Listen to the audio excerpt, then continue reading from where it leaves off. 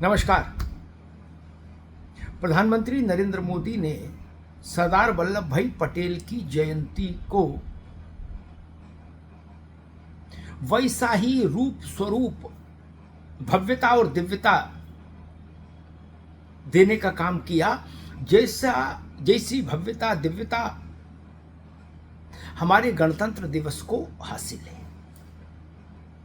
लगभग वैसे ही पूरे आज वल्लभ भाई पटेल की 150वीं जयंती है सरदार साहब की। पूरे देश में एक वातावरण पैदा हो गया और केवड़िया में, गुजरात में उनके जन्म स्थान पर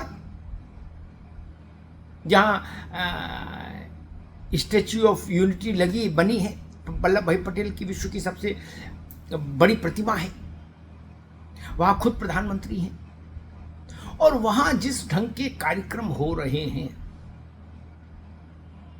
उसमें सेना हटा दीजिए तो बाकी सब कुछ लगभग वैसा ही है जैसा गणतंत्र दिवस की परेड में होता है। ये जान लीजिए, गणतंत्र दिवस की परेड में भारत की सेना भी शामिल होती है। वहां इस बार सेना नहीं है अभी तक, वहां केंद्रीय सुरक्षा बल हैं, अर्धसैनिक बल हैं, राज्यों की पुलिस है, उसके प्रदर्शनियां हैं और राज्यों की झांकियां हैं, वैसे ही जैसे 26 जनवरी पर राज्यों की झांकियां निकलती हैं, वैसे ही कर्तव्य हैं अर्धसैनिक बलों के, सुरक्षा बलों के, जैसे 26 जनवरी पर दिखते हैं राजपथ पर। आप सोच सकते हैं कि क्या दृश्य होगा। ऐसा लग रहा है कि हम 26 जनवरी जैसा ही कोई बेहद अहम पर्व मना रहे हैं।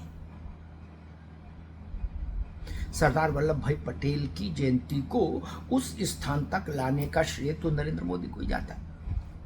अन्यथा पटेल साहब के साथ नाइंसाफी की इंतहा तब हुई जब उनको भारत रत्न देने में उनकी अपनी पार्टी की सरकारों ने ये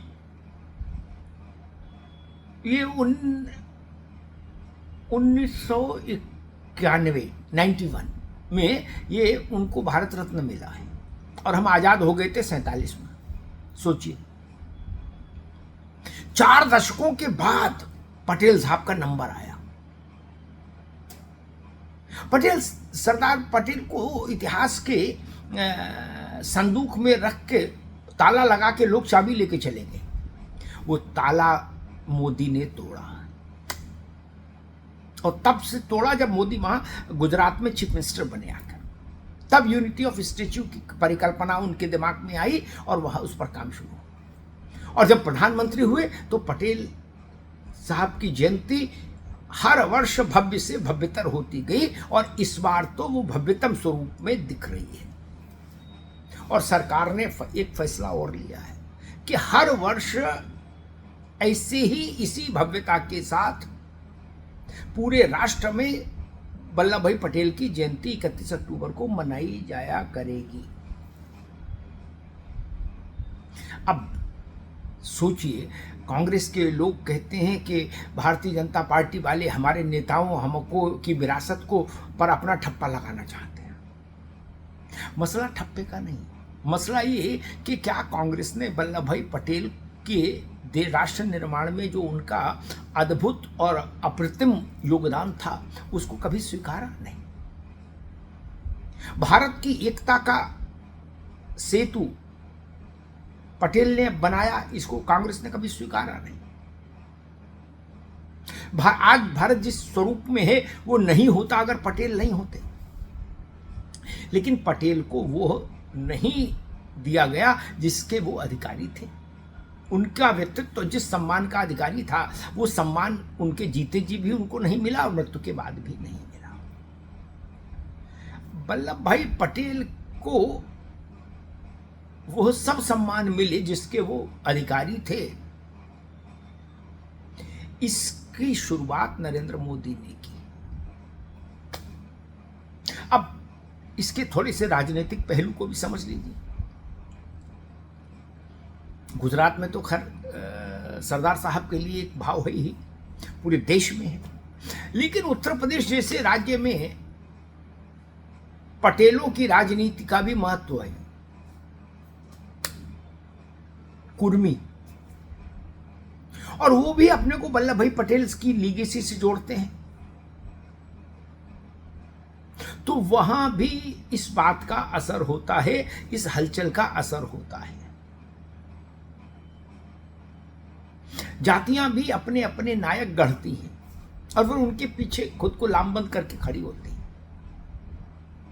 उत्तर प्रदेश में वल्लभ भाई पटेल को उत्तर प्रदेश का कुर्मी समाज अपने साथ जोड़ता है, तो वो भी एक संदेश जाता है कि भाई पटेल साहब को अब जाके कहीं वैसा सम्मान मिला जो मिलना चाहिए था पहले, और पटेल साहब से पहले जाने कितनों को सम्मान मिल गया। ये विषय है। शायद नरेंद्र मोदी ने इस विषय को भी जहन में रखा होगा, दिमाग में रखा होगा, जब उन्होंने फैसला किया होगा कि सरदार पटेल को भारत के